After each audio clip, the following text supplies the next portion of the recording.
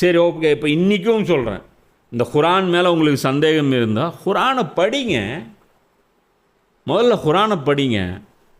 குரானில் இப்படி தப்பாக இருக்குதுன்னு எவனோ ஒருத்தன் ஒரு 4 விஷயத்த சொல்லுவான், அதை வச்சுக்கிட்டு குரான் மேலே விமர்சனம் பண்ணுறது. புரியுதா? ரசூல்லா சரியில்லாதவர், அவர் தான் ஒரு நபின்னு சொல்லி தனக்காக ஒரு நல்ல வாழ்க்கையை உலகத்தில் அமைச்சுக்கிட்டாரு அப்படின்னு சொல்கிறது எல்லாமே அவர் மேலே வைக்கக்கூடிய குற்றச்சாட்டுகள். அந்த குற்றச்சாட்டுகள் அதை மட்டுமே வச்சு அவரை முடிவு பண்ணுவீங்களா?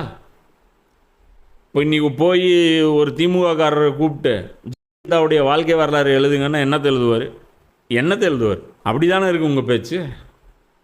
ரசூல்லாவை பற்றி ரசூல்லாவை ஏற்றுக்கிட்டவன்ட்ட கேளு, அல்லது நீயே ரசூல்லாவுடைய புத்தகத்தை படி. ரசூல்லாவை நம்பாதவன், ஏற்காதவன், அவன் சொல்கிறத நீ எப்படி கேட்ப? புரியுதா? இப்படி தான் இருக்கும் எப்போவுமே. எந்த ஒரு விஷயமுமே அந்த விஷய சரியா அப்படின்னு ஆய்வு பண்ணணும். ஃபஸ்ட் ஹேண்ட் இன்ஃபர்மேஷனோட இருக்கணும் எப்போவுமே. ஃபஸ்ட் ஹேண்ட் இன்ஃபர்மேஷன்னா என்ன? நீ அல்லாஹ், குரான் வெர்சஸ் மனிதன், இதுதான் first hand information. Second hand information என்ன? குரானில் இப்படி இருக்குன்னு ஒருத்தர் புக் எழுதுகிறாரு, நீ அந்த புக்கை படிச்சுட்டு முடிவு பண்ணுற குரான் இதுதான்ட்டு. புரியுதா? இது செகண்ட் ஹேண்ட் இன்ஃபர்மேஷன்.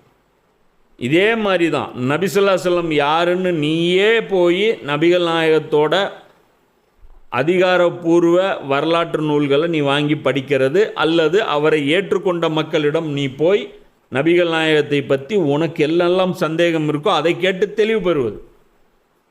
அதை விட்டுட்டு நபிகள் நாயகத்தை கொச்சையாக விமர்சனம் பண்ணுறவன், நபிகள் நாயகத்தை ரொம்ப ரொம்ப கேவலமாக நினைக்கிறவன், அவங்கிட்ட போய் அவன் ஒரு புக்கை எழுதுறான், நபிகள் நாயகம் எப்படிப்பட்டவர் என்று தெரியுமா அப்படின்னு அவருடைய எதிரி ஒரு புக் எழுதுறான்.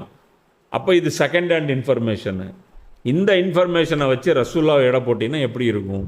ஸ்டாண்டர்டாக இருங்களேன், அறிவை பயன்படுத்துங்களேன். என்ன பிரச்சனை அறிவு பயன்படுத்துறதுக்கு?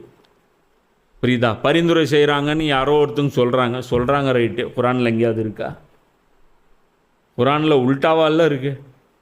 நீங்கள் பரிந்துரை பண்ணால் ஏற்றுக்க மாட்டோம் அப்படின்னு தானே இருக்குது. அப்போது டோட்டலாக குற்றவாளிகள் எப்படிலாம் ஆர்குமெண்ட் வைப்பாங்க, அதுக்கான கவுண்டர் ஆர்குமெண்ட் நாம் எப்படி வைக்கணும், அது எல்லாம் தான் இந்த 55 வசனங்களில் நம்ம பார்த்தோம்.